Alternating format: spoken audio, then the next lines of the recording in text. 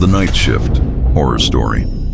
The fluorescent lights above the reception desk hummed with the same dull monotony that filled every night at the Graybridge Research Facility. Outside, the parking lot stretched empty beneath a half-dead street lamp. The world beyond it seemed to have forgotten this building even existed. Ethan Cole, the overnight security guard, signed his name in the duty log. His reflection wavered in the smudged window before him, eyes half-lidded, tie loosened, posture already defeated by the clock that read 11:57 p.m. Another shift in the place that never slept but also never lived. He poured himself coffee that tasted of burnt paper. The silence pressed around him. Only the slow tick of the hallway clock and the faint hum of servers 3 floors below broke it. The elevator doors at the end of the corridor opened and closed on their own, metal jaws parting, then sealing again. He froze, cup halfway to his mouth. The motion sensors didn't trigger unless something crossed their line. He told himself it was a glitch. Everything in this building was old. Cameras froze, alarms tripped, lights flickered, normal stuff for a forgotten lab. Still, when he looked down the corridor, he swore the air shimmered, as if heat were rising from invisible flames. At midnight, the phone on his desk rang. The screen displayed, "Basement, internal line." No one was assigned to the basement at night. Not since the incident 2 years ago. He hesitated, then picked up. "Graybridge Security." "Cole speaking," a whisper answered. Layered, genderless, barely human. "We left the lights on." Static crackled. Then silence. He set the phone down, pulse hammering. He knew protocol. Report anomalies, never investigate alone. But there was no one else. The other guard had quit mid-shift last week, muttering about noises that crawled through the vents. Ethan grabbed his flashlight and the master key. The elevator doors yawned open for him before he pressed the button. As the car descended, the numbers on the display flickered erratically. B2, B4, B1. He hadn't pressed anything yet, it moved. The air grew colder. His breath fogged. When the doors finally opened, the light from his torch fell across a long corridor of sealed laboratories. Each door marked with a number and a warning. Authorized personnel only. Water dripped somewhere. His radio crackled. A faint heartbeat sound pulsing through the static. He stepped forward. Through the frosted window of Lab B3, a shape shifted. He stopped breathing. It looked like a person, slumped against the glass, hair obscuring their face. He tapped the door. No response. The handle turned freely. Inside, the room smelled of disinfectant and rust. Broken monitors lined the walls. Thick black cables snaked across the floor like veins, and in the center, an empty chair bolted to the ground. Leather straps still buckled. The figure he saw wasn't there. He swung the flashlight around. Something dripped from the ceiling, clear fluid, thick, slow. He raised the beam. A fingerprint streak glistened above him, as if someone had pressed their hand against the metal from inside the ventilation duct. He backed out, heart racing. The air vent rattled, then a whisper echoed through the hallway. "Ethan, you're late." He spun toward the sound. Only the flicker of fluorescent bulbs met him. But in the reflection on the polished steel door, a silhouette stood just behind his shoulder, tall, faceless. Head tilted as though listening, he turned. Nothing. The radio crackled again. A different voice this time, female, distorted. "Control to Unit 1. Confirm your location." He grabbed the radio. "I'm in the basement." "Who is this?" "We see you," it said. "Turn around." He didn't. The power died. Darkness consumed everything.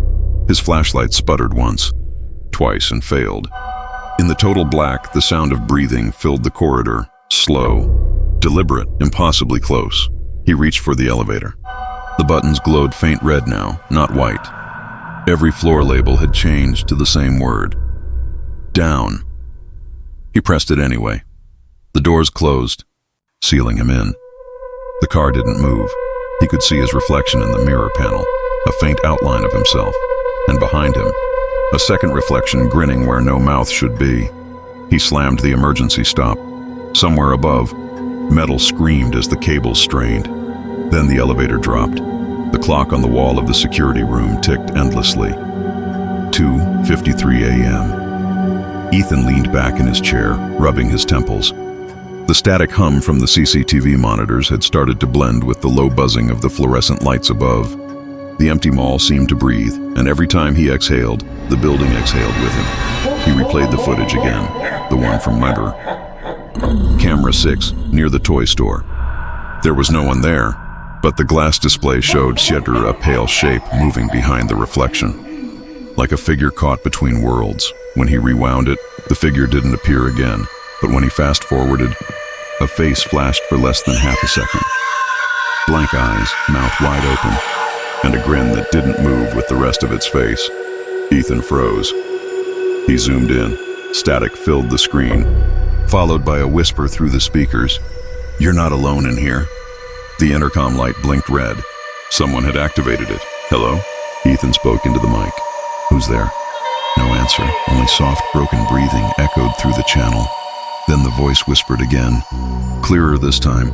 "Check the elevator." He switched to Camera 3. The service elevator. The metal doors stood closed. The floor indicator flickered between 1 and 2, then stopped. Then it now slowly opened, revealing complete darkness inside. Not pitch black, but moving darkness. As if shadows had texture, and from the center of it, a faint outline of a person began to form. He could see the shape of a woman, long hair falling in tangled waves, her posture stiff, unnatural. She wasn't facing the camera, but he could see her shoulders rise and fall like she was laughing. Then, her head twisted slowly, turning completely backward. Her eyes were black, pits, and her mouth stretched open and unnaturally wide, until it nearly touched her collarbone. Ethan's hands trembled. Shut off the monitor, but when he looked at the reflection on the glass of the control panel, she was standing behind him. He spun around. No one. Only the flickering light of the vending machine. He stared at it for a moment, until the machine suddenly dispensed a can of soda by itself, which rolled toward his boots. He picked it up. It was ice cold. Too cold. He turned it over. There was something scratched into the aluminum. 3 words. "She's in here." The words weren't printed. They were carved, like fingernails had dug into the metal. 10 a.m. He decided to patrol. He took his flashlight and stepped into the corridor. As he walked, the sound of the air conditioning vents changed. It was no longer a hum. It became a faint whisper.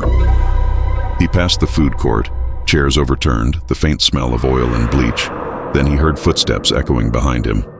"Ryan?" He called, expecting his coworker. No answer. He turned back. The corridor stretched long and empty. When he turned again, one of the chairs had moved.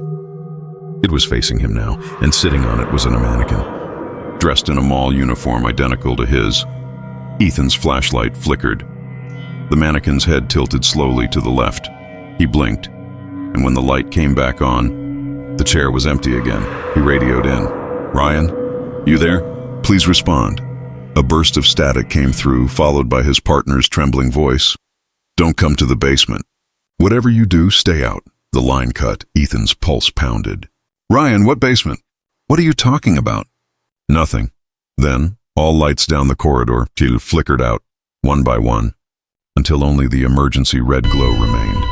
From the far end of the hallway, a non-figure started walking toward him, slow, uneven steps. Dragging one leg, Ethan raised his flashlight. But as soon as the light hit the figure, the batteries died. Total darkness. He could still hear the footsteps approaching. Crunch. Drag, crunch, drag. He turned to run, but the elevator dinged open beside him. Inside the elevator, fluorescent lights buzzed. The air was colder. He stepped in instinctively, slamming the close door button. The doors shut. For a moment, it was silent. Then he noticed something carved on the metal panel. "Don't look at her." The elevator jerked violently. Lights flickering. He felt something move behind him, a breath against his neck. Then, the reflection in the panel shifted. He wasn't alone. Behind him stood a woman in a blood-stained uniform, her head resting on his shoulder, eyes wide, staring at the reflection. Ethan didn't move. He could feel her cold breath against his ear. She whispered, I never left the night shift. The elevator doors opened, not to the mall floor, but to the underground maintenance area. He stepped out. The air was thick with the smell of iron and rust. Pipes groaned overhead, dripping water that sounded like faint heartbeats. The hallway was narrow, lined with old electrical boxes. Then from the shadows, something crawled out. It was Ryan. But his skin was gray, his eyes hollow. He opened his mouth to speak, but instead of words, a black sludge hunt spilled out. Covering the floor, Ethan backed away, trembling. "Ryan, what happened?" Ryan lifted his shaking hand, pointing toward a steel door. "It's in there." Then his body convulsed, snapping backward, as if pulled by invisible strings, and vanished into the darkness. Ethan approached the steel door. It had no handle, only a keypad with red numbers flickering between 6 and 9. He touched the panel, and his own reflection appeared on it. But his reflection wasn't mimicking him. It smiled. While he didn't, then it raised its hand, pressed the code 666, and the door slowly opened. Inside was a room filled with flickering monitors, each showing different parts of the mall. In every screen, there was a pale woman standing motionless, sometimes in the toy shop, sometimes in the elevator, sometimes behind the vending machine, and then, on one of the screens, she turned and looked directly at the camera. Every monitor started showing her face, dozens of versions of her, smiling, staring, whispering. The whispers grew louder, blending into words. "Stay for the night shift. Join us. We're still working." The lights began to flash, and the screen closest to Ethan cracked open from the inside. Something crawled out of it, hands first, then the face. It was her, the ghost of the woman, the lost guard from years ago. Ethan fell backward, screaming. Her hands reached for him, nails digging into the floor, her grin wide and endless. She whispered, "Now it's your turn." 29 a.m. The power went out. Every light, every monitor, every hum of machinery, gone. Only the sound of breathing filled the underground room. But it wasn't his.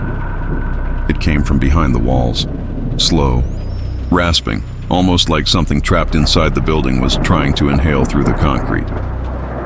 Ethan backed away, holding his flashlight, but the beam was dying, flickering as if it too was afraid. The room pulsed with silence. Then, from one of the monitors that had gone dark, came a small crackle, followed by an image. The toy store ends again. But now, every mannequin, every toy, every doll, they were all facing the camera. Their glass eyes glimmered like stars in the dark, and slowly, each head began to tilt.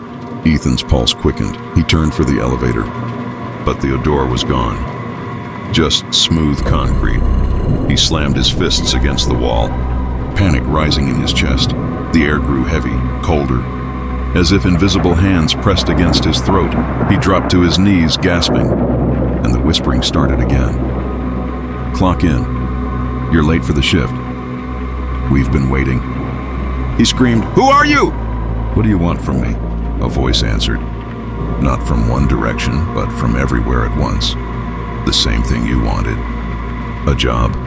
He crawled back toward the flickering monitors, hoping for a way out. One of the screens showed his own face, sitting in the security chair, staring blankly. But he was standing here. So who was that on the monitor? The version of him on screen slowly looked up and smiled. A lifeless, mechanical smile. It raised a hand and waved. Then the words appeared on the monitor. In red letters, "Welcome to your first night." The power surged. The lights blinked red. The clock on the wall spun wildly before stopping at 3:33 a.m., the same time he had started his shift. The metal door behind him creaked open, the one that had vanished earlier. A corridor stretched beyond it, lit by a single swaying bulb. Ethan stepped forward, trembling. The sound of bare feet slapping against the floor echoed ahead. "Ryan?" he called weakly. A figure appeared at the far end. Ryan again, or something wearing his skin. His mouth moved, but the words came delayed, broken. You shouldn't have stayed. The walls began to pulse like veins.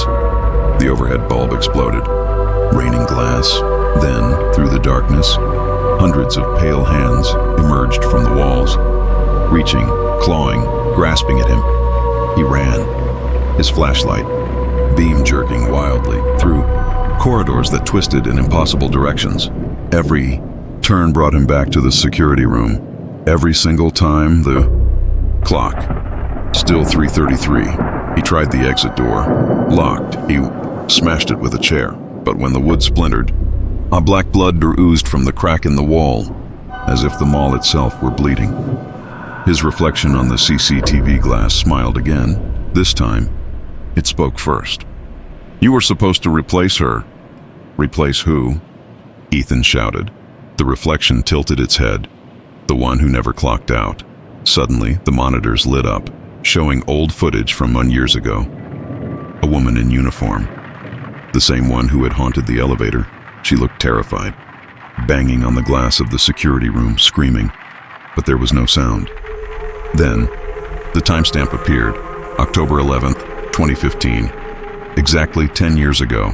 The date on Ethan's badge, October 11th, 2025. He stepped closer.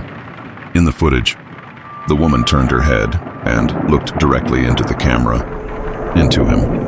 Then she whispered something. Ethan leaned in. Straining to read her lips, she said, "Don't let it end like me." The footage glitched. For a split second, her face became his.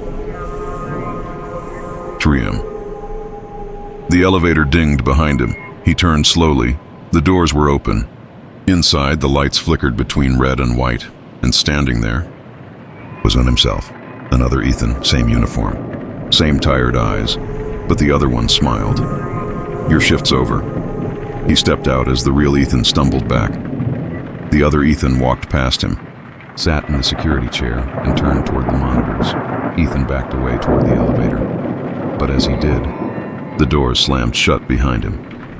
He turned to find he was no longer in the basement. He was in the toy store. All the dolls were facing him. Each one began to whisper in tiny voices, "Stay for one more night." The lights dimmed. He turned toward the exit, but it led to another hallway, another part of the mall. He ran, turning corners, passing food courts and dark hallways.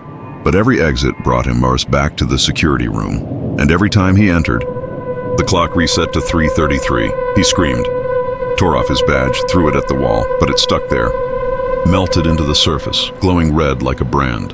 On the screen, his double, the new him, smiled and looked into the camera.